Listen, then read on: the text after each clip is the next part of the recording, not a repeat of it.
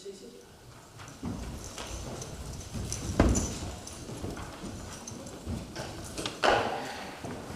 like to welcome all members to the full council meeting on the 13th of October 2022, reminding all members that the meeting is audio recorded and will be published on the council's YouTube channel. I'd now like to ask Reverend Canon Darren Barlow to lead us in prayer.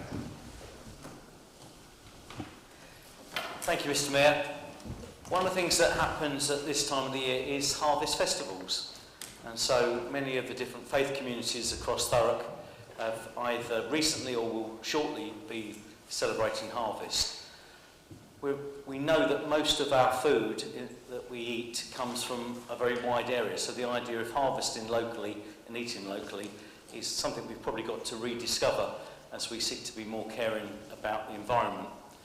But it's been my great privilege to be able to go to quite a few of the local schools in the Grays area to share in the Harvest Festival. And so our local schools have done a fantastic job gathering food which is going to go to the Thurrock Food Bank. And the food bank is getting ever more busy, and it's great that there's good support for it.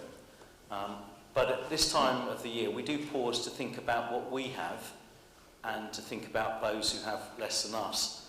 And I'd really commend the food bank as a way of showing our support when we go shopping, to buy something a bit extra and to then get it to the food bank, because they're doing, or we are doing, because it's all of the faith communities of Thurrock that are involved in this. If you'd like to find out more about the food bank, we'd be delighted to show you how it works, and there's a great website. You just Google Thurrock Food Bank. But a prayer for this season of harvest. Eternal God, you crown the year with your goodness, and you give us the fruits of the earth in their season. Grant that we may use them to your glory, for our own well-being and for the relief of those in need. We give thanks and pray for the work of the Thurrock Food Bank as it seeks to show compassion, care and practical support for those in the greatest of need across our communities. Amen. Thank you very much, Reverend Barlow. Item 1, apologies for absence. I've received apologies from Councillor Colling, Councillor Kerrin, Councillor Massey, Councillor Panjala and Councillor Salmons. Are there any other apologies? Councillor Kent? Councillor Byrne? Councillor Bacon? I move that the minutes of the meeting of the 27th of July 2022 be approved. Is that seconded? Thank you. Any objections? Thank you very much. Items of urgent business. I've not agreed to the consideration of any urgent items. Item 4, declaration of interest. Did anyone have any declarations they wish to declare? No. Item 5, declarations on behalf of the Mayor. I'd like, first of all, members just take a moment to observe Thurrock's fallen war dead from World War I. Dennis Brimfield, Robert Miller, Robert Wilde, William Ellis, James Foster, Alex Salmon, Douglas Cook, Harold Ridgewell, Albert Judge and Robert Golding. This is our first meeting since the sad passing of Her Majesty the Queen. I'd like to put on record my personal thanks to the Mayor's Chaplain, to councillors and to council staff, many of whom worked across the weekend to ensure that morning events for Elizabeth II and the proclamation for the new King was an appropriate and inclusive public event. I personally had the pleasure of seeing well over 700 people across different events that I supported. And I want to make sure that we work together to guarantee that the public can take part in equally historic events as we look forward to the coronation next year. I'd like to welcome all members to the new chamber, a modern and fitting facility to do the public's business. This evening we also had the mace brought in by Cadet First Class McMahon, the Mayor's new cadet, restoring a tradition that many boroughs observe to have a male cadet and reaffirming our maritime history by appointing from our senior service.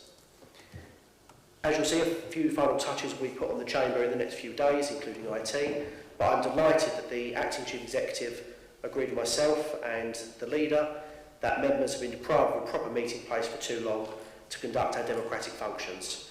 So I'd like to personally thank both Ian and Sheila Murphy for working so hard to ensure that we open up the new chamber tonight. In your agenda, you will see the first published names for the Mayor's Roll of Honour, the people who are helping to make our borough a truly great place, and I hope by holding them up will inspire others to public service.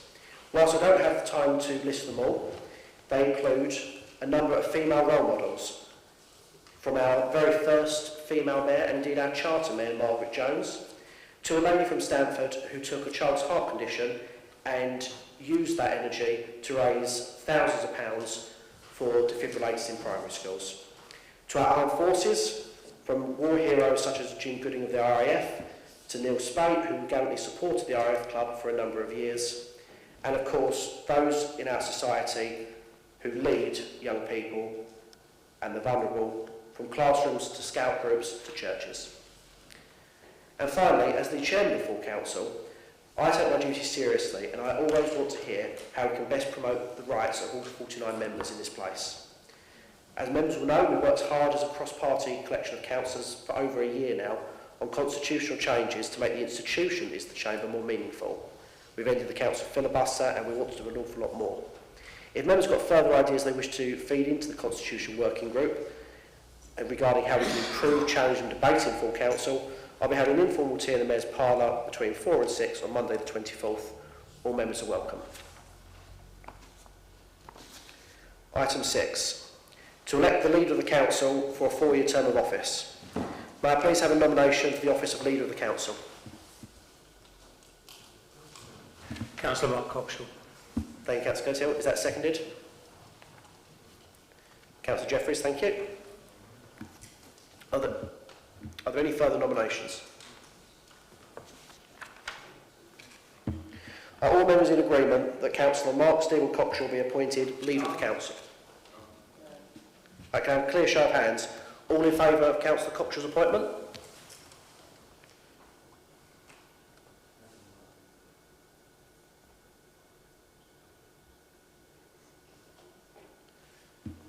Clear show of hands. All opposed?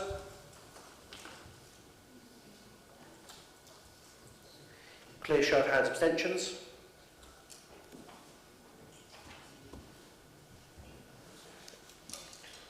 Thank you very much. I declare Councillor Mark Stephen Coxall duly elected Leader of Thurrock Council.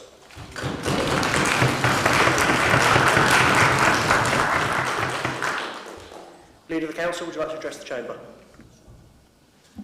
Thank you very much, Mr Mayor. I wish to record my thanks to the former leader of the council, whilst he did an honourable thing when the buck stops with him, and how I remember him for who he launched Clean It, Cut It, Fill It, and the won records and both borough optimism to this great borough of Thurrock. I don't expect to be standing here today. In truth, I never intended to run for council. I did so as a councillor in 2011 because I thought Thurrock had unrivaled political potential and needed leadership. Today I've accepted the leadership of the council because we're in grave danger. I still believe Thurrock's greatness, and I think we need to make good decisions from now onwards. I think what we need is that I will be a leader of the 49 councillors or members in here today, and this is about 180,000 people who elect us. All members in this chamber, the greater the democracy, the greater accountability is the aims of my new administration. Let me be frank, what has happened here? Years ago, all councillors approved the investment plan, and they tried to avoid public service cuts. This worked for time, but the investments in the environment, communities, mental health, and roads, policing, and much more. However, voices started to be raised to concern of the approach. Reassurances of the Cabinet were given to those concerned, and it appears wrong. Indeed, the policy framework and the members set out there seem to have not been adhered to, and we have adhered to what we let here today. There's been warnings that local government was broken for many years.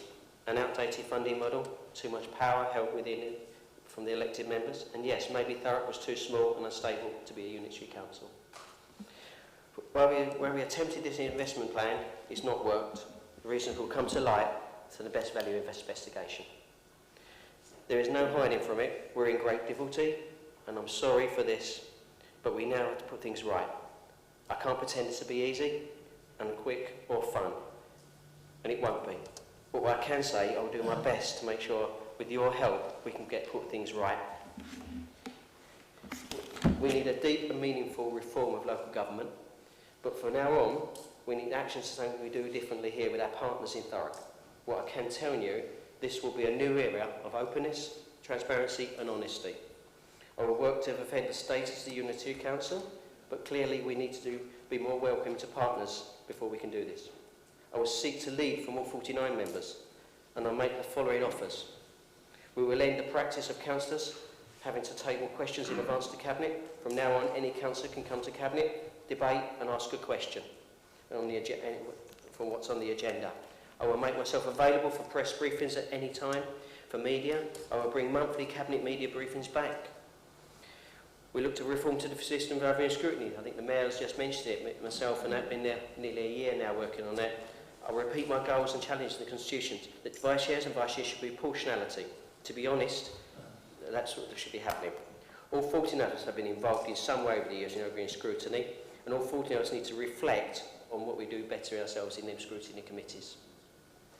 Improving the plans will be published subject to the improvement plan will be published and be subject to a debate in this chamber and a vote, and I will put it back to members into the driving seats. And finally, we need better access, dialogue between members and officers. You're all too perfectly aware that councillors cannot get involved in day-to-day operational decisions, but we need to work together with staff, and operations are reserved to the CEO. I have clear expectations on behalf of this chamber that request all officers' meetings and directors' boards to be formally minuted, so all 49 of us should never again to be filled with unelected and inconvenience. I welcome the new approach of the acting CEO and his senior team, and an all-new members' briefing has already happened, I think, and we will have more. And I welcome the openness of members. We're here to all be here together. In terms of the current financial issue, I welcome the support from Manchester's Government and the Essex County Council and the Commissioners. They're in charge, but let me be with an approach to them. Clearly, my focus is protecting the free core services and many more. I have invited the leader of the opposition party to join me in assisting me with the interim team to build that recovery plan. First financial meeting was this week, has already happened. I think our residents would support this approach with all member oversight. This will be a difficult and painful, and it's people's jobs that we're talking about. But I want to be open with you regarding what we need to do to protect our services for our constituents. I promise to never sugarcoat anything. In regard to the debt level, that's work ongoing at the moment, and I will report back as soon as it can, with irreversible facts. Too long we had facts that were changing for this feast. We can't happen now. When I say something, I really mean it, and that's the truth, I know. Regarding what I can do today, it reminds me of a sermon from last week from the Bishop of Bradwell at North Stifford. You cannot change the past, and it's up to God the future. But what we can do is work today for a better future, maybe. And it cannot be right or wrong. I cannot wrong the rights of previous leaders and previous administrations over the last 20 years with their tit-for-tat point scoring. What I believe and desire is all 14 of us work together so we can shape that future. Mr. Mayor, I hope to give this job everything I've got, and I'm ready to get going to work with all your help. This will be with a new chamber, a new leader and a new start.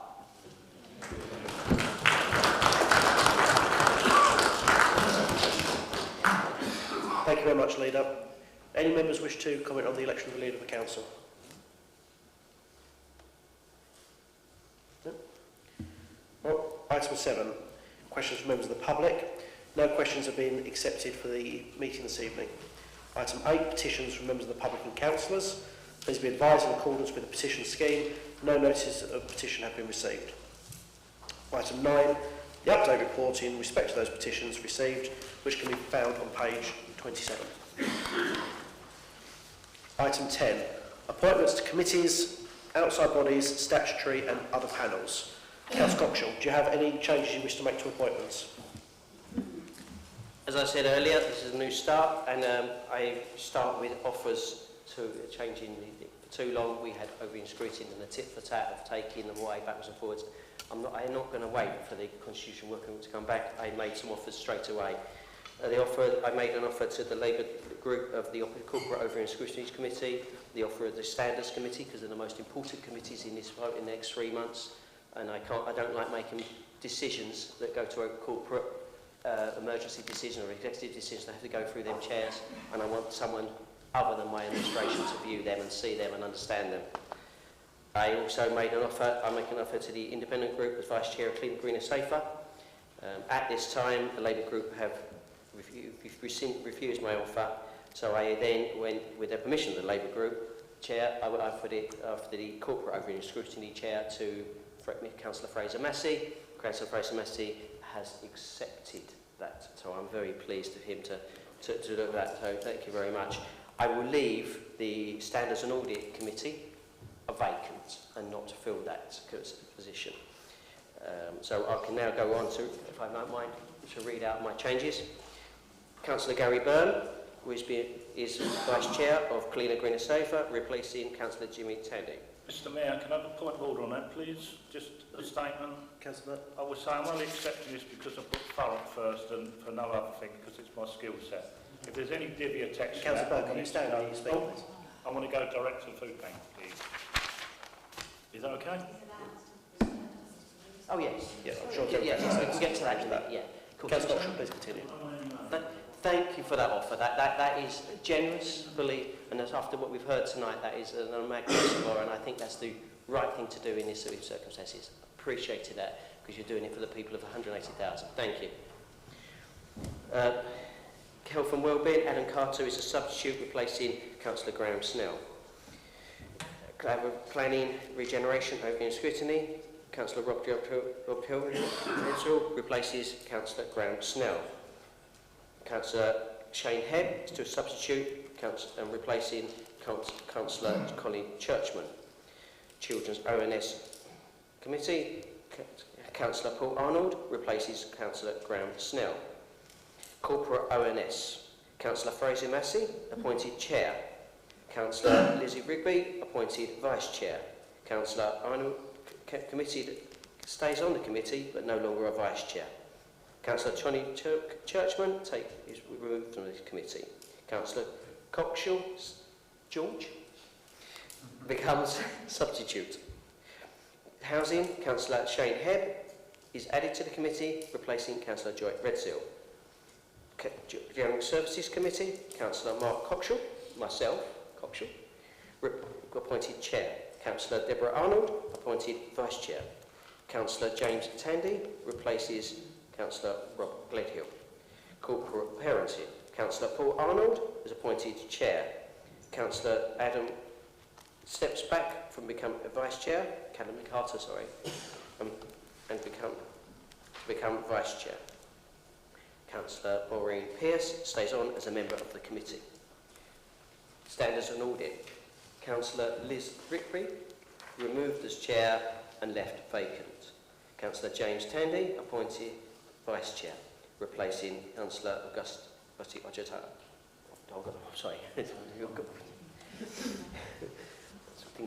Councillor Mayor. So Councillor Gary Collins replaces Councillor Graham Snell. Councillor Adam Carter appointed substitute. The Governance Working Group, Councillor myself, Councillor Mark Coxhill replaces Councillor Rob Gledhill. And that's the list of changes. Thank you, Leader. Any opposition? Any changes? Councillor Byrne, any changes? Councillor Allen, any changes? No changes, Mr Mayor. Thank you very much. Are the changes to appointments agreed? Thank you very much. Item 11, questions from members. Leading opposition, will you please put your question to the Council? We're told that the new council chamber had been meticulously designed to stand for generations. Why then was this meticulously designed chamber unable to be used for annual council on the 25th of May or for the June and July council meetings? Leader of the Council. The new council chamber has been designed to be modern, public-facing and a venue to conduct democratic matters in a totally transparent manner. The construction projects and nature of these projects, specifically during the recent times when there have been many challenges faced during this long journey, not least the impact of COVID, the construction sector, supply chains and construction workforces. Unfortunately, as we neared the building completion, it became clear that the chamber, aesthetics of the chamber, were not to a standard and fit that we could see that we could use, and with the rest of the building. Steps were taken to improve this part of hosting meetings, but this work took much longer than expected due to complexity changes. We now, as you see, have a chamber designed for people, with more people in the public gallery than the old chamber, improvements in technology, installing live streaming, democratic and wider and external audiences, and allowing more visibility and presentations with planning committees. We're almost there, just a few more tweaks. Thank you, Leader. Leader of the Opposition. So, back in February at the Budget Setting Council meeting, the then Leader of the Council said that he was disappointed not to be in the new chamber, as had been hoped. He said that the works had gone on longer than expected, with the finishing touches inside not being up to the standard we would expect. Mr Mayor, that was 8 months ago. Will the Leader of the Council tell us just what finishing touches have been changed? Will you detail the changes that have been made since now and February? Leader of the Council. In February, as you saw, in February the finishing touches are major. We completely, it was like when we come into here as members and with the warm coat thing, it was not acceptable. This chamber was not acceptable as a fit transmission, and that's the major change that we're talking about. It's a whole new chamber. If we see this, it's completely different to what it is. And there was a finishing touches, members saw it, it was unacceptable, and that was not to our standard, and we've got a new chamber and a building in here now today. What I will say is that I don't want to get into tit for tat. I can't change what the last administration, this is a different administration. Leader of, no? Thank you. Question 2. Leader of the Opposition, would you please put your question to the Leader of the Council? Does the Leader of the Council agree with the Secretary of State for levelling up housing and communities when he says that Thurrock Council has a culture of poor financial management? Leader of the Council? Yes. Leader of the Opposition? Could the Leader of the Council detail what he's going to do to change that poor culture of poor financial management? What's he going to do to improve that culture? Leader of the Council? I think we see tonight there's some differences in this chamber. We won't go into them. But we can see what we tried immediately when I took over. I think the decisions, what I want to make in the improvement board, I think are going to come out of that in that time. I think we're going to make major financial changes, and there's a culture that's got to change from the top. I've been invited continuously to the leaders groups with the officers. I think one with the CEO and myself, we're going to work together. We cannot change the culture without changing the attitude in this chamber to the 49 of us. As I talk about tit for tat and going back over old ground, I can't change the old ground. I can change today, and what I am. I'm going to be judged on what I say and do every day here now. Right? How I was, I can't change how I behaved in this chamber when I first got here. I'm a different person. Learned my lessons and then carry them and trying to change. So I hope that will happen to everyone. And I've got to the honesty and the belief that I change that, and that changes from us, which we're working to the officers. The officers is quite rightly, and there's a culture there, change. And I think the new interim CEO will try today to make that culture change. Part of the peer review, which we go on to later, is a cultural change, and they're listening to views of that peer review and saying that the leader and the chief executive working together and have it as one, that's a culture change. And once we get a culture change embedded, and people believe that it's transparent, openness and honesty, we will see that culture change. Leader of the Opposition? I'm really not sure we got an answer there, Mr Mayor. I'd really like some tangible steps that are going to be taken to improve the financial management of this authority. And I have to say that Councillor Coxall has sat in Cabinet for every day of the last 6 years. To somehow claim that this is a new administration and it's been nothing to do with the past 6 years is just fanciful. So give me some concrete steps that you're going to take to improve the financial management of this authority. The offer that when you come to me this week is the Financial Management and the Improvement Board. That's the biggest thing that we're going to go through. Everything will go through that Improvement Board. That's new. That's part of the recovery plan and part of the Commissioner's work. That meets 2 weekly. That will change. That will improve the financials. But that's a cultural change we need. That changes from every part of that. That's not finance, but that relates to finance. We've got to have a cultural change in this between members and officers, and how we treat each other in this chamber and outside this chamber, and working together. That will change that. Thank you, Councillor Cockshaw. Questions to Cabinet members. Question 1. Councillor Byrne, will you please put your question to Councillor Snell? Thank you, Mr Mayor. What due diligence was carried out by the administration on Thurrock Energy and Rockvale before we trusted it with our family silver? Thank you, Councillor Byrne. Councillor Snell, would you please respond? Thank you, Councillor Byrne, for your question.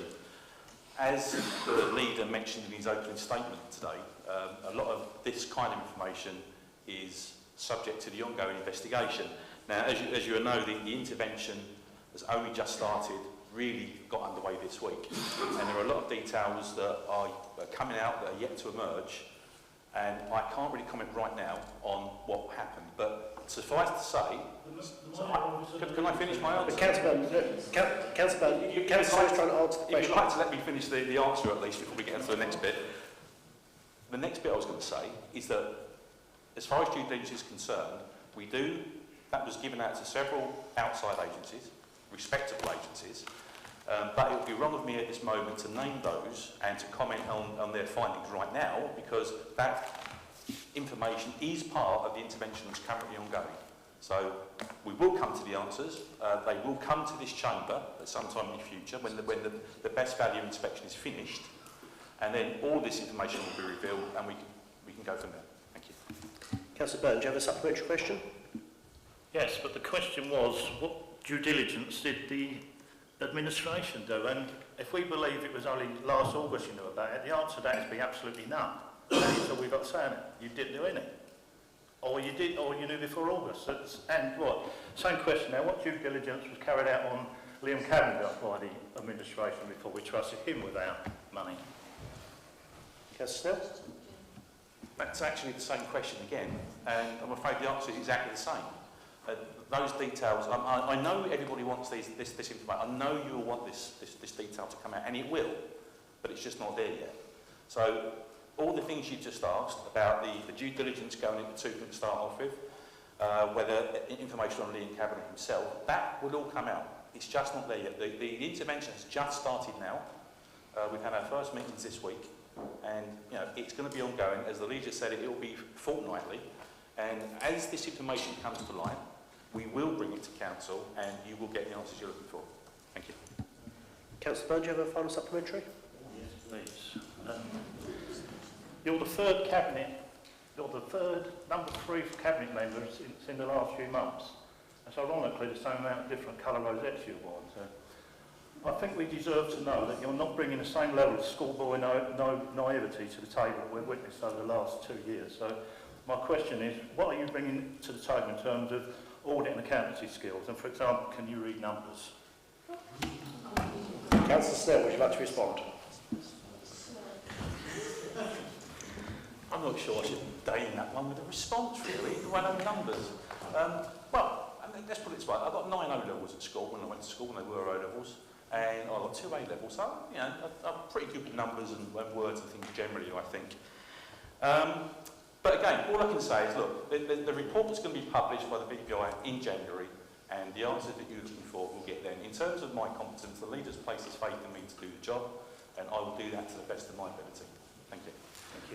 Thank you. Councillor Snell. Question 2, Councillor Muldowney, would you please put your question to Councillor Cockshaw? Thank you. Can the portfolio holder tell the Chamber what this administration intends to do with the land known as Flatirons Field opposite Colvin? Councillor Cockshaw? This question has been a long time coming, hasn't it? We've been seeing it for months. Flatiron Fields is owned by the council and is held on a charitable trust, variances. The council is in discussion with the Charities Commission what it could do and how it could use the revenue. Any revenues raised from the land to the betterment of the children and the people of Thurrock. And it won't be so. Councillor O'Donnell, do you have a supplementary? Yes, please, Mayor. Thank you. Freedom of Information records show that the council has received £1,012 a year in rent and way leave since 1970 on behalf of the children's charity that was set up to receive this money on behalf of the children of Chadwell and the borough. But at the time of inquiry, none of this was paid into the trust. In May this year, after further inquiries by me, I was assured that payments had been ring-fenced and they'd be paid into the trust the following week. However, to date, only 4 payments totalling £168 have been deposited into the trust for the years from 2018 to 2021.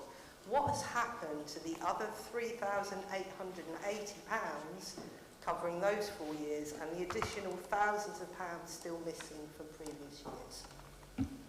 Councillor Cockshall? I agree with you, it should be paid into the trust, and that's where the ongoing conversation with the charity gives should make sure we abide by the law, and if we should pay that into there and make sure we expedite that as quick as possible. Councillor O'Donnell, final supplementary? Thank you, Councillor Cockshall, for that undertaking. We've been waiting a long time for that money to actually end up where it is. I think we need to be clear about what's happened here. First, this administration has tried to sell land that didn't belong to it. We managed to stop that.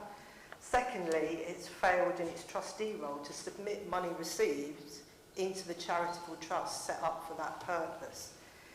It's become increasingly clear in recent weeks that this administration can't be trusted with taxpayers' money. Now it can't be trusted with money meant for a children's charity. Does the portfolio holder agree that this administration has hit a new low by withholding money meant to benefit the children of this borough? Councillor Cockshall? It would do if it did it maliciously. It didn't, and you know that. Now, if it's malicious, one thing, and if they deliberately withheld it, that's one thing. But if they did it inadvertently or accidentally or forgetfulness, that's a different matter. What you're accusing is unlawful behaviour, and that's highly serious. Not illegal, but unlawful if you withheld money that you knew you were supposed to. If you didn't do it without that, that's a point. And it may be mismanagement, completely agree. But that's what we need to be doing. And it's that small item there is just one of bigger items and noughts on it. And I think it shows the relationship is broken down and how the council works. And what we've got to do is actually solve these problems. And that small item there is writ large across the council, some of these things, and how we've got to work together better to make sure it works. Thank you, Councillor Cockshall. Councillor Pearce, will you please put your question to Councillor Cockshall? Thank you, Mr. Mayor. To ask the portfolio holder for growth, comment on suggestions that's held discussions with landowners or developers who may have had an interest in developing large areas of greenbelt, often insensitively referred to the Smile, which is behind the Ship Lane, Hall Road, Love Lane and Perfect Road in Aveley. Thank you. Thank you, Councillor Pearce. Councillor Cockshall, would you like to respond? Yes. The landowners and developers, as part of the court site exercise for the operation of the landowners and developers, as part of the call for sites exercise in preparation for a local event, always speak to councillors, the council.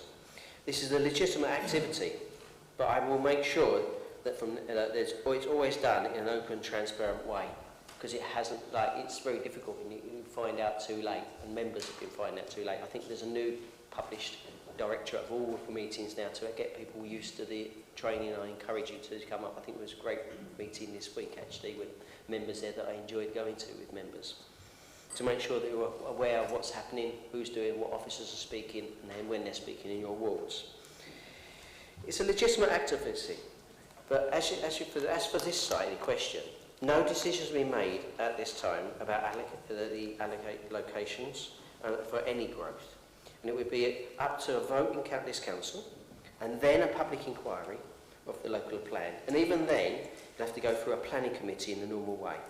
I would encourage ward members from across this council to take part in local planning discussions and consultations, and get as many residents engaged in this process over the next few months. Only then we can have a plan that residents want, not developers and dark actors. Thank you, Councillor Cockshall. Councillor Pearce, do you have a supplementary? Yes, I do. Earlier this year, I was concerned to read in the public domain that the council had held, and I quote, secret meetings with those interested in developing in the land known as the Smile. Would the leader ensure that all such meetings have transparent and held in good faith? Councillor Cockshall, would you like to respond? Yes, I will look into how we minute the meetings and publish any meetings that the officers, because they have day in, day out, especially the local plan team speaks to local developers, residents on an hourly basis. None of, I can give honestly, none of them means that there's guarantees. It's actually an open process and everyone can go through this process. I talk about land across the borough, there's thousands of them. We're in a great experience. These people in here, I've said before, all 49 can choose these sites. We're not in other sites and other across the country authorities where we haven't got a choice of where we should build in the next 20 years. We have. And that means loads of these landowner developers will be disappointed because they won't make the bar. And then that's the joy. And how we won't make the bar is how you give your representations of your residents to the planning committee, to the local plan team. But I will make sure that no meetings like that come out again. And it was a mistake. It was a secret meeting. It wasn't a secret meeting. But there's plenty of meetings. I think we all have that. We need to make sure how we work together to make sure that when these meetings happen, and I think the local Labour group and the opposition groups have been invited to talk to these to everyone. And the more you listen to everyone, including our officers and the local and the planning developers like that, then you can make legitimate choices and rate back to your residents. So we will make them sure nothing will happen as open as possible to make sure these don't happen again. And Councillor Cockshall, Councillor Pearce, you have a final supplementary? Yes, I can. I'm grateful for that reassurance and know that the Avery residents will be too. For what I know of the Smile Plan so far, having followed the public engagement events up to date, I'm, for one, wholly opposed such large-scale housing assaults on Avery's Greenbelt. Would the leader make clear that should the plans come to fruition, and I hope indeed they don't, will the voices of local residents be heard? Thank you. Councillor Cockshall? Absolutely. The reason that comes we have that, and you've been involved in that, was there was a design charrettes there piloted to actually see what residents want and working through that and working all through the sites. And because we haven't got neighbourhood plans here and we haven't got parish councils, so it's really, that's the critical thing, to make sure development happens at the request of local areas. That's the driving factor of this. If you don't want the development, make your representations known and give good reasons. Not just you don't want that development, but also listen to what you get from the development. And if it's not good enough, say so, because that's the only way we get a sturdy local plan that we want development in the right places, and when we don't want development, we want to protect our nice green belt. At that site as well, I'm going to keep an open mind right the way through it, but I hear your concerns because in the end I'm the cabinet member for the local plan. But it would be our choice in this way. Make your representations next year if that breaks the grade next year, and then have a conversation about that and what you want there. If not, that quite rightly, you shouldn't be making any representation. It shouldn't make the grade. It's up to you. It'll be up to the residents and the councillors in this to decide the questions. Thank you, Councillor Cockshall. Question 4, Councillor Pearce, will you please put your question to the Cabinet Member for Transport? Is the portfolio holder for transport and public safety aware of recent incidents of HDVs entering the village development in Overley? And what action has been taken to address this, please? Councillor Maney, would you like to respond? Thank you, Mr Mayor. Thank you, Councillor Pearce, for your question. Mr Mayor, although I've not been made aware of recent HGV incursions into the village estate, I do know that there have been issues up until the start of this year. At that time, I saw complaints from local residents who reported that HGVs were indeed entering the area on a frequent basis and causing a nuisance. There was a suggestion that drivers were following GPS devices which were inadvertently directing drivers onto the estate. This led to vehicles having to turn in very narrow spaces, and I saw images of HGVs mounting residential gardens and communal greens, and clearly this wasn't acceptable. I'm pleased to say that following the intervention of former councillor David Van Day and local MP Jackie Doyle-Price, who lobbied the council and the developer for a solution, signage was erected at the entrance to the estate at Lance Corporal Nicky Mason Way, then the Aveley bypass. This measure appears to have ensured something of a solution, as reports of HGV incursions have not been brought to the attention of the Transport Development team since. Whilst the council has limited options at this stage, I would of course expect us to review the situation should there be a need for this. Thank you, Mr. Mayor. Thank you, Councillor Maney. Councillor Pearce, do you have a supplementary question? I do, Mr. Mayor. Thank you, Councillor Maney, for that answer. As portfolio holder, you may be aware for a year there was no working street lights on that part of the estate, and I had to fight with another resident over there, and it took us almost a year to get lights. Lucky enough, it's up and running now. Then we had the issue of these HGVs entering the estate and being unable to turn. I now learn that the roads have yet to be adopted by the council, and there are concerns over maintenance. I'm worried that the area will become a forgotten part of Aveley. Would Councillor Maney advise whether HGV weight restrictions in Aveley could be extended to cover this area? And could you suggest when the council will be in a position to adopt these roads serving this estate? Thank you. Councillor Maney, would you like to respond? Thank you, Mr. Mayor. Thank you, Councillor Pearce, for your supplemental question.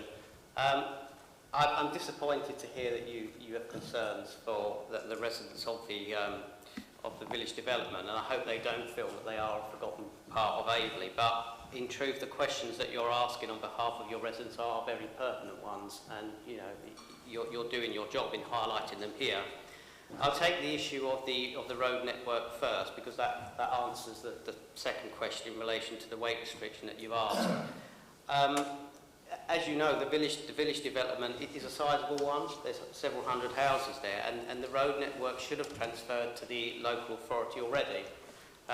Unfortunately, that hasn't happened because there are issues with the construction and maintenance of the road, which don't make them of an acceptable standard, and we simply can't adopt them until they are of a standard that we would expect. When that happens, we will be free to extend the existing weight restrictions in Aveley to cover the village development. Obviously, it's not the dumb thing to implement a weight restriction on essentially land we don't own.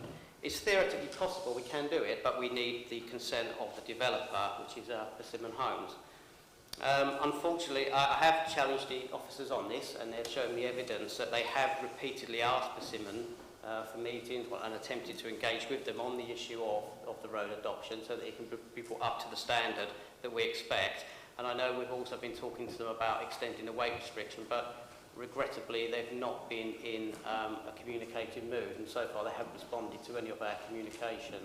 I understand we are looking at other options which involves the use of a third party, but all I can say to you is we're very mindful of the issues that you've raised. They do need to be addressed, and that'll be a lot easier when we have adopted the roadway or the highway network.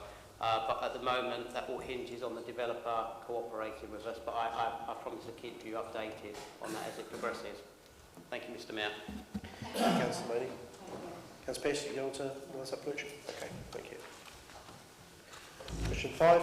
Councillor Redsill, would you like to put your question to the Cabinet Member for Environment? Thank you, Mr. Mayor.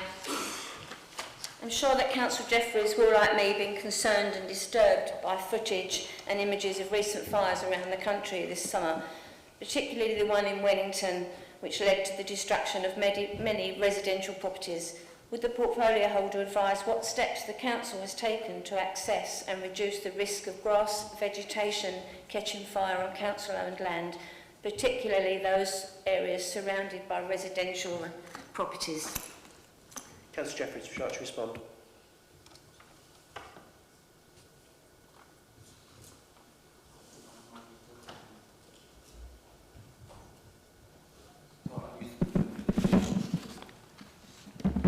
Thank you, Mr. Mayor. Thank you, Councillor Redsill, for your question. The normal maintenance programme of Clean and Green includes fire breaks and paths being cut into grass areas, where the grass is left to grow, e.g. meadows. As an additional measure, the width of the fire break was broadened to try and reduce the risk of grass and vegetation catching fire on council-owned land during the extreme hot weather. The areas of priority were those areas surrounded by residential properties, and the fire breaks are designed to prevent any potential fire from spreading into these areas.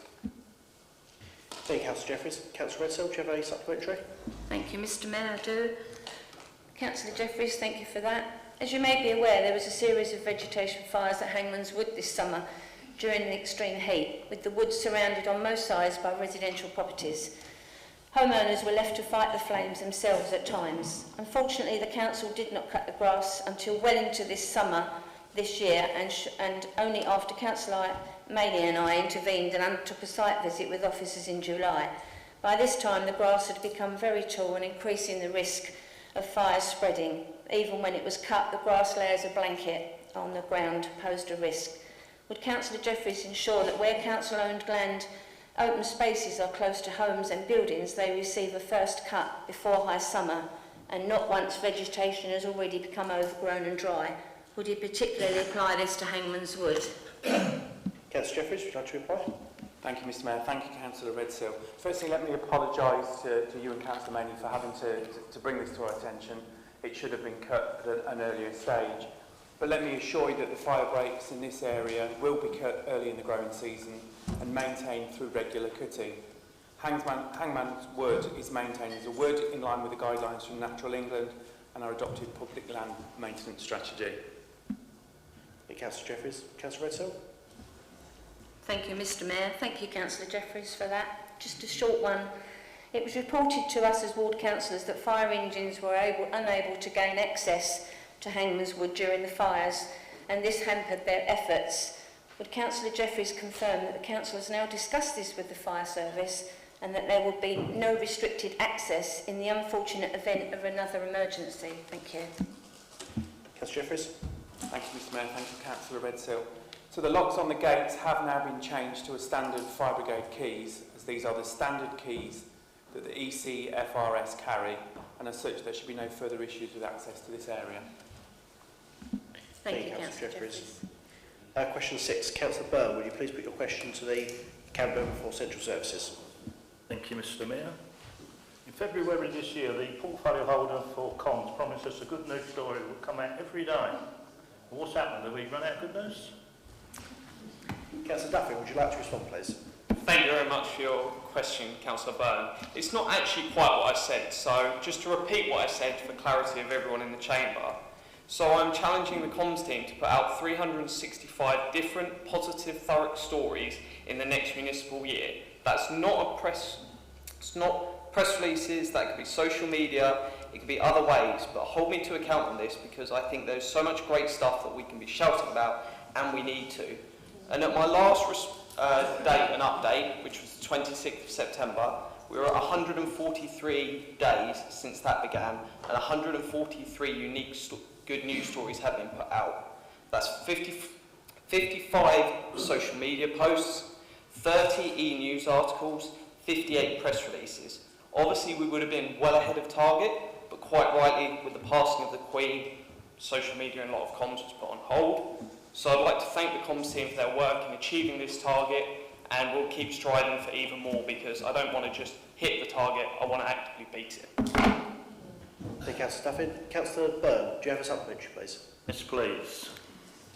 In June, we voted to be more press-friendly to Neil Spade, who was told, but now he's been told he's not allowed to speak to officers. Why are we still trying to stop him doing his job and suppressing the news? We're telling Neil Spade he's not allowed to speak to officers. You have wild gesticulation behind you, Councillor Byrne. Councillor Duffy, would you like to respond, please? Yeah, I couldn't possibly comment on the fact that the member in question that you're talking about of the media was having let's say, a liquid refreshment with the Chief Executive only this week. So the narrative you're trying to push doesn't really stack up in facts, I'm afraid. Councillor Byrne, do you have a final supplementary? Yeah, he got the same email as me, and it was in writing. So you want to read the email. We're reading everything else. Read the email you got. tiny full of blah, blah, blah. Anyway, once you've told me the only journalist worth his salt is Neil Spade, don't bother talking to the Thurrock Gazette. You said that's a very biased Tory paper, you said. They get their column inches, that's why they will not support Tory, they will not go against the Tories or TVC. Is it right that our communication portfolio holder only supports the party he happens to be with at the time? Journalists having the freedom to deliver news without fear of retribution is what we should be having. Mr. Duffy, would you like to respond to the question? Yeah, I'm still trying to work out what the question was. Obviously, the first bit is around an email. I don't know which email you're referring to. By all means, please send it to me.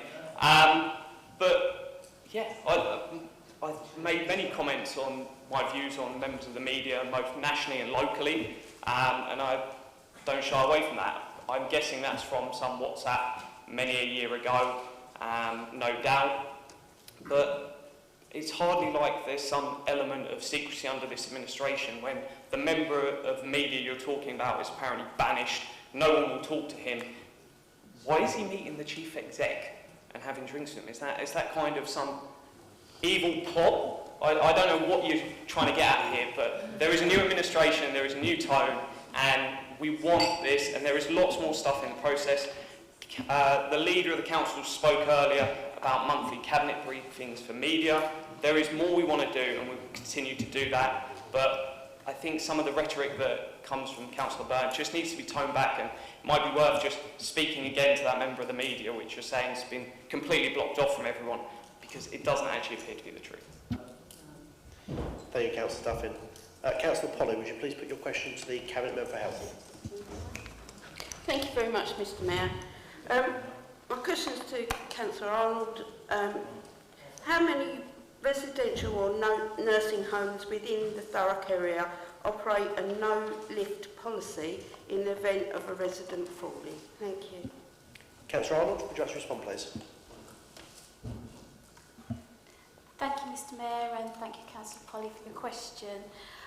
During COVID, in order to help reduce ambulance attendance in the community, the NHS via the ICS gave riser chairs to homes, and Thurrock Council used grant money to buy more so that we could provide other providers, care providers, with chairs. And in that, we included training on how to use the chairs and also train the trainers so that they could perpetuate that training. So we spoke to our older care homes in Thurrock, and they all assured us that they have riser chairs, and more importantly, they are using them to get people up after a fall, providing there's no injury, of course. So actually, none of our older people homes are operating a no-lift policy. Okay. Councillor Polly, would you like to put a supplementary forward? Thank you very much for that, Mr Mayor. I believe some of our homes did previously operate no-lift policies, and for the good of our residents and for their well-being, prolonged times on the floor could actually require them to have unnecessary hospital attendance. So could the portfolio offer me any reassurance that we're actively encouraging these care homes to use those facilities? Thank you. Thank you, Councillor Polly. Councillor Arnold, would you like to respond? Thank you, Mr Mayor. Thank you, Councillor Polly. It's really important that we help the ambulance service as much as possible. They're already under stress and strain, and there's long delays because of that stress and pressure that they're on. So we are acknowledging that. We've proactively phoned every home to talk about riser chairs. We're also proactively encouraging our providers to discuss and review their lift or no lift policy so that we can make sure they are lifting in those instances when they can. And in light of equipment being available to them, we're also in the process of arranging additional training to increase their confidence and to have those discussions with them to make sure that they feel comfortable when and when not to use them, I suppose, is perhaps a difficult thing really for them because they want to make sure that somebody hasn't got an injury. There's also a providers meeting in November, and this very subject has now been added on to the agenda so that they can have a much broader, wider discussion. Thank you. Councillor Polly, do you have a final supplementary? No. Thank you. Councillor Kent, would you please put your question to the Cabinet Member for Finance? It's been widely reported that between late 2018 and early 2019, Thurrock Council made payments of £138 million to companies linked to Liam Kavanagh. Can the portfolio holder explain what these payments were for? Councillor Snell, would you like to respond? Thank you for your question, Councillor Kent. I find myself in the unenviable position of almost repeating the answer I gave before. This is subject to an ongoing investigation, as you're aware. There are a few elements to this whole scenario where things are particularly sensitive. And what we must be careful of in this chamber is saying anything which might, in the future, prejudice an action that may or may not be taken regarding a particular aspect of it. This is one of those. There is information there that may or may not be true. We may know stuff, we may not. We're not sure, to be honest, where we are with this at the moment. So the approach we're taking is, yet again, let's wait for the investigation.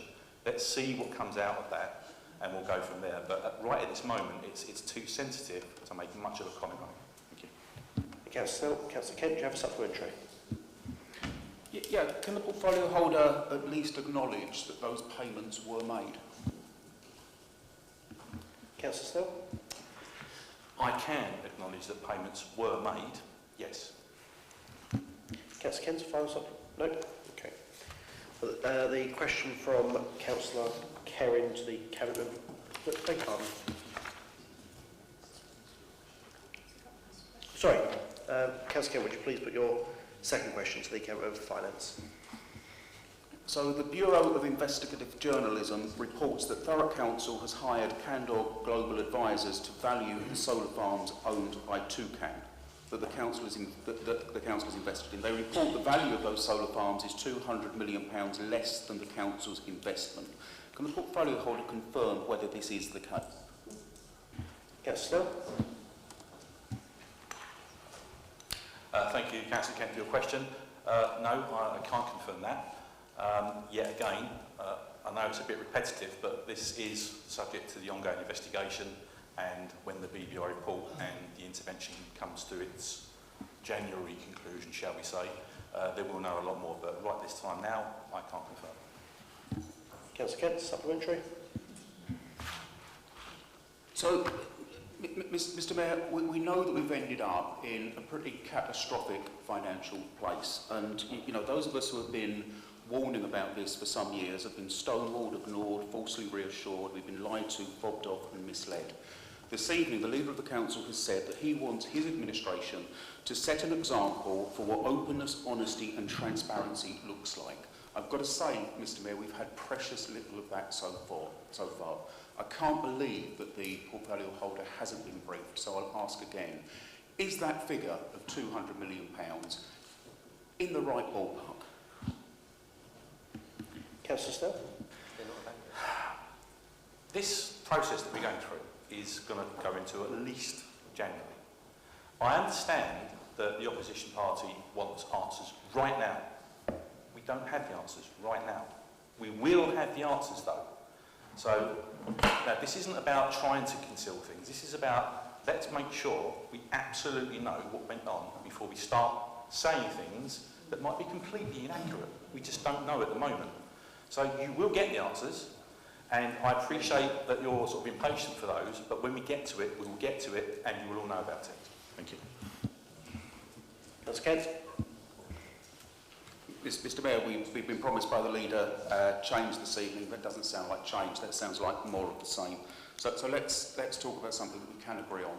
At last week's Corporate Overview and Scrutiny Committee, we were told that the people of Thurrock would be paying for the next 30 or 40 years the price of the conservative mismanagement of our funds. That's our children and our grandchildren that will be paying for this. Given the opportunity last week to apologise, the portfolio holder refused. Will he apologise to the people of Thurrock now? Councillor Snell?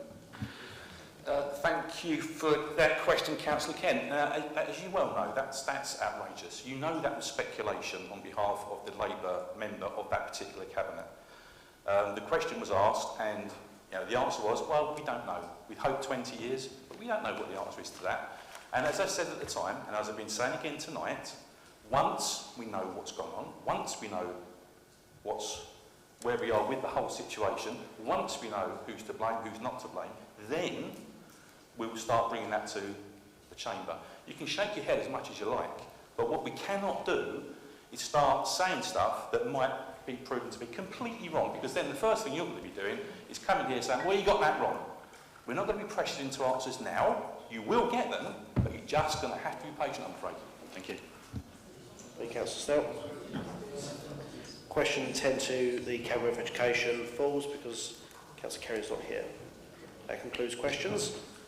Item 12, reports from members representing the Council on outside bodies. I don't believe there are any outside body reports. Item 13, minutes of committees. They are listed on the contents page. Item 14, motions update report, which can be found on page 31. Moves on to item 15, motion 1. Councillor Kent, would you like to propose and then speak to your motion? Mr Mayor, my motion is that the Council notes that the findings of January's Corporate Peer Challenge and its accompanying action plan have been published on the Council's website, and this Council believes that it's important that to ensure members learn from the CPC process, that these documents should be presented to both the Corporate Overview and Scrutiny Committee and to Cabinet for formal adoption. Mr Mayor, I'd like to make this evening as straightforward as possible. This is now being done, so the CPC is on the forward plan for the Corporate Overview and Scrutiny Committee. Therefore, I would like us to move straight to the vote. Is the motion seconded? Councillor Coxall? Yeah, of course. Yeah, thank you for that. I did speak to you. One of my first acts was to make sure it was on the corporate plan.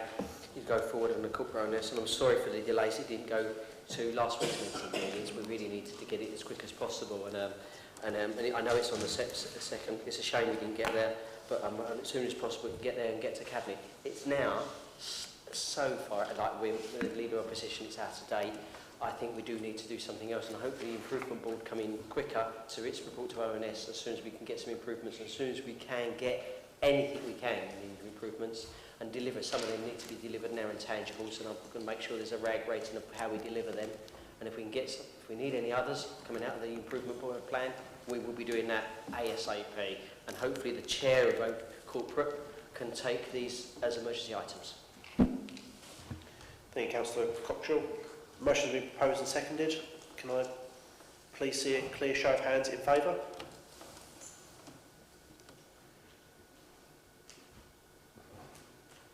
Clear show of hands opposed. Clear show of hands abstaining. Motion is carried.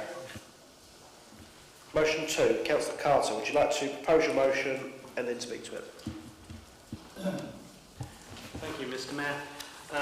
My motion is the Council calls for the building operationally known as CO3 to be renamed as the Town Hall and to be referred to as such in all communications.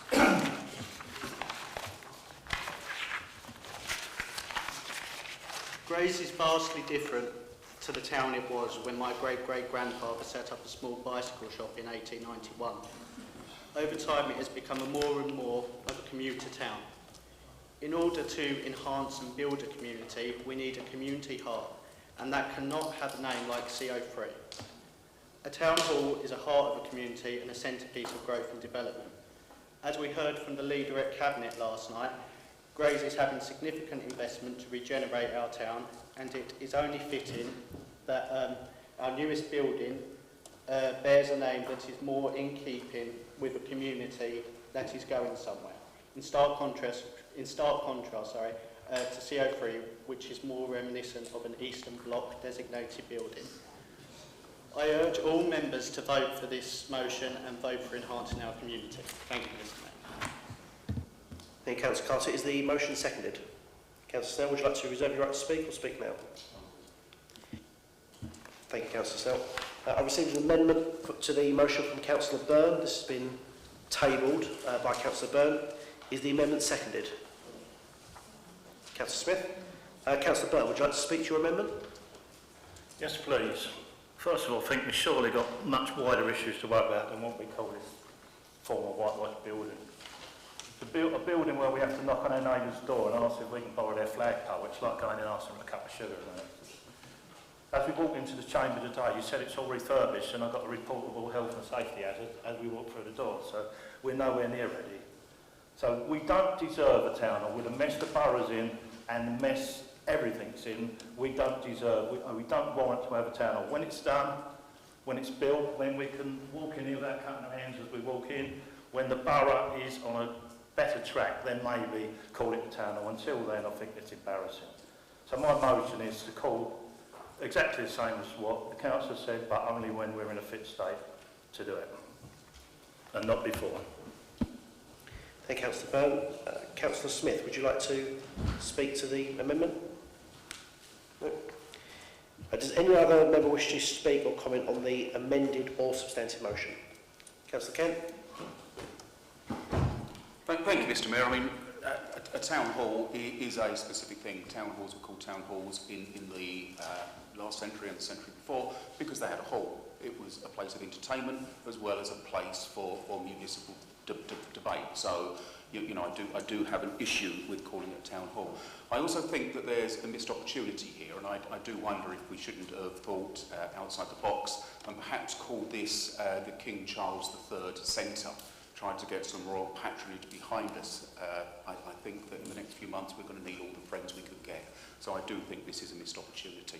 I also have to say that when we've got issues such as £1.5 billion of debt, a huge hole in this year's budget, 8,000 people languishing on housing waiting lists, the future of the Thameside Theatre up in the air, our bins still not being emptied properly, that the people of Chadwell may have had different priorities to that being put forward by Councillor Carter. So Mr Mayor, in short, I won't be supporting this motion this evening or the amendment. Any other member wish to speak? Councillor Coxall. Yeah, I will be supporting the motion. I think what we need to do, and I understand your point about the halls, but we do have venues and it's public, and if you look downstairs, it is more and more welcoming civic centre, civic offices, and I'm not.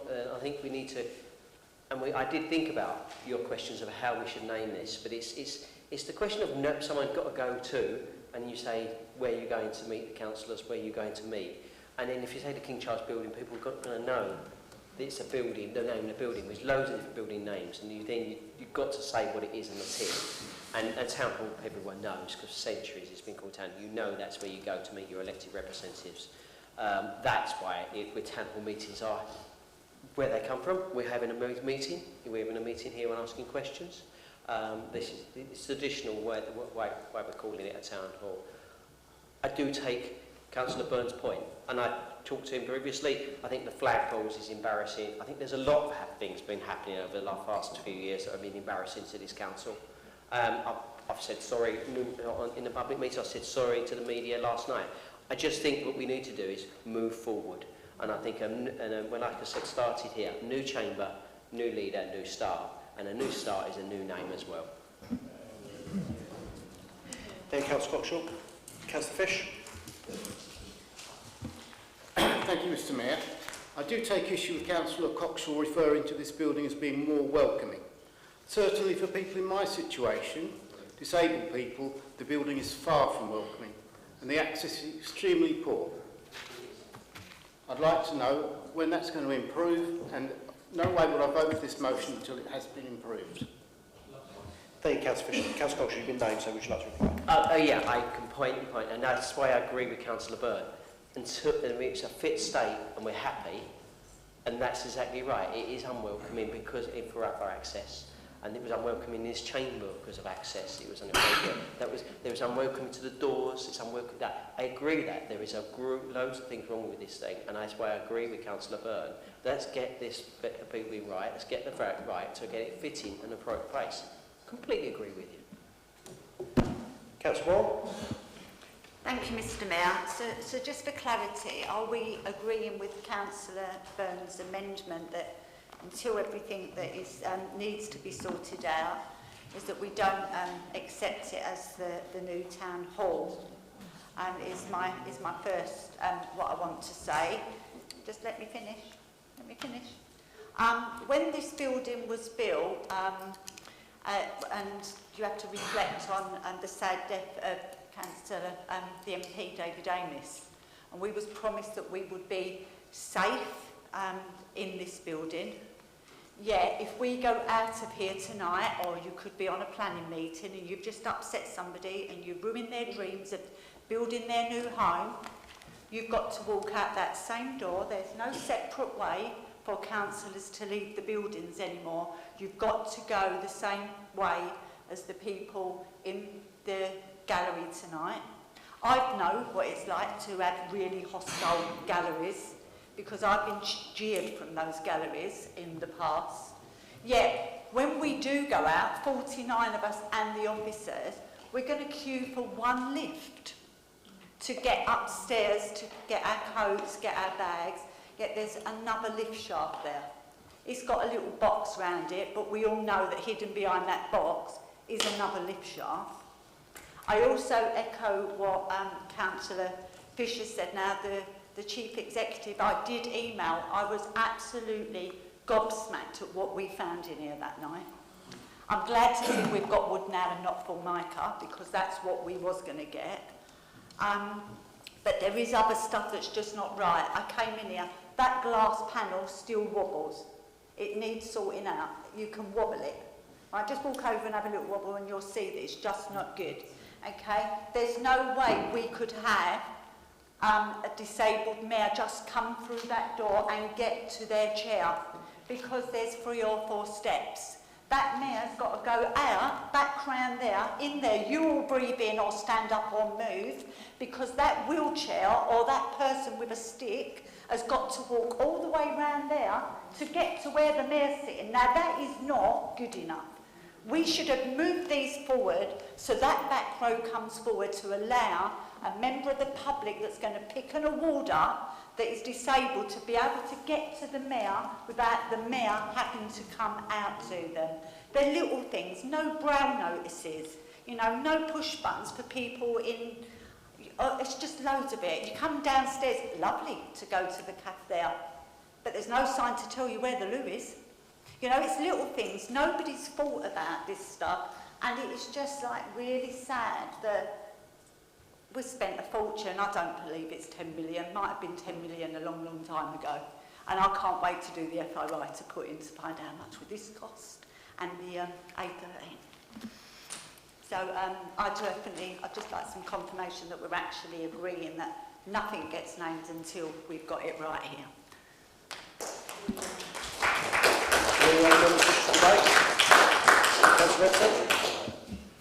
Thank you, Mr Mayor. Yeah, I've got to actually agree with Councillor Worrell. We usually agree sometimes, don't we? We left a meeting the other night on our own.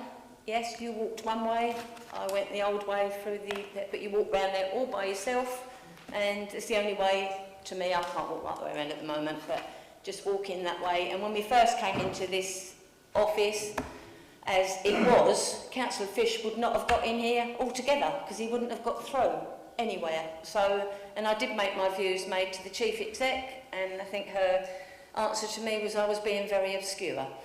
And I said, well, we won't be in it till September, but she didn't agree with me. But we are now in it. Whether it makes what we call it, it has to have a name, because it can't have CO3 or CO whatever it is. It's got to have a name and some sort. So I think we ought to...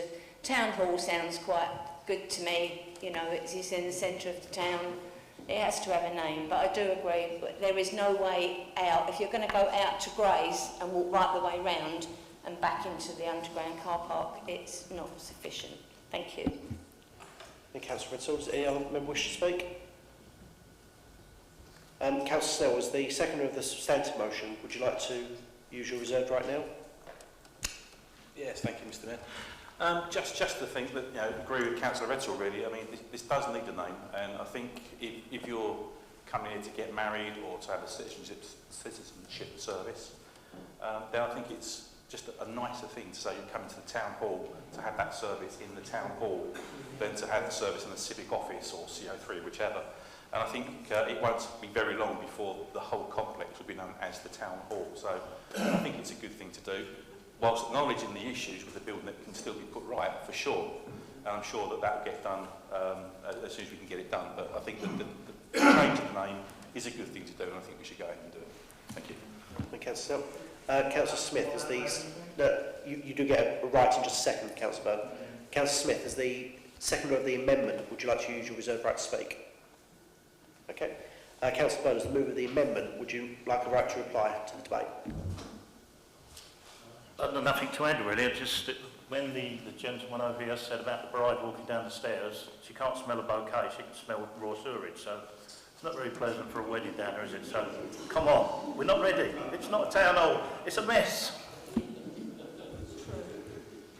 Councillor Carter, do you wish to sum up?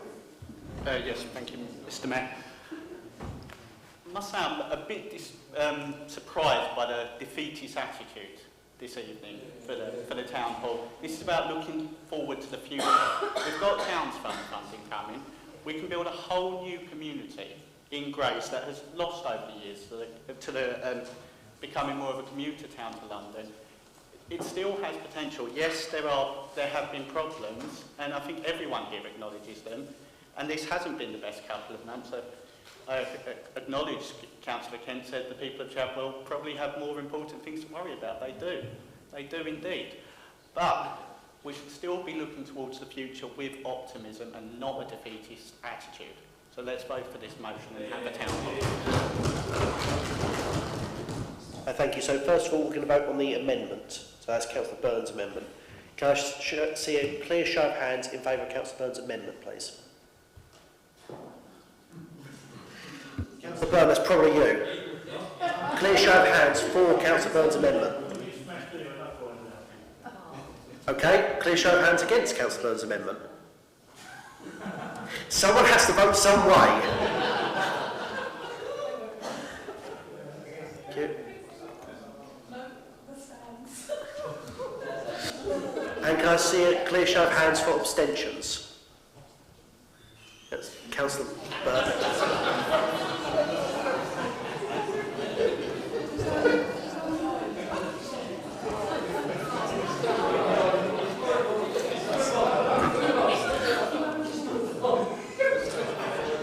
Monitoring officer. Yeah. The amendment has been lost. All those in favour of the original motion, please. Please show of hands.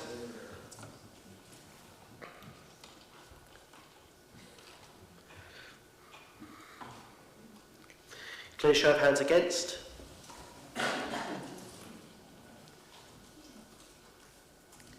Clear show of hands for abstentions.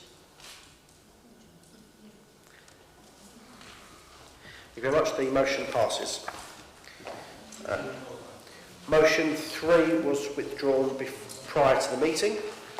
So I'll conclude the meeting. I'll ask members to stand for the close of the meeting, and members and guests are welcome to join me in the Mayor's Parlour for refreshments.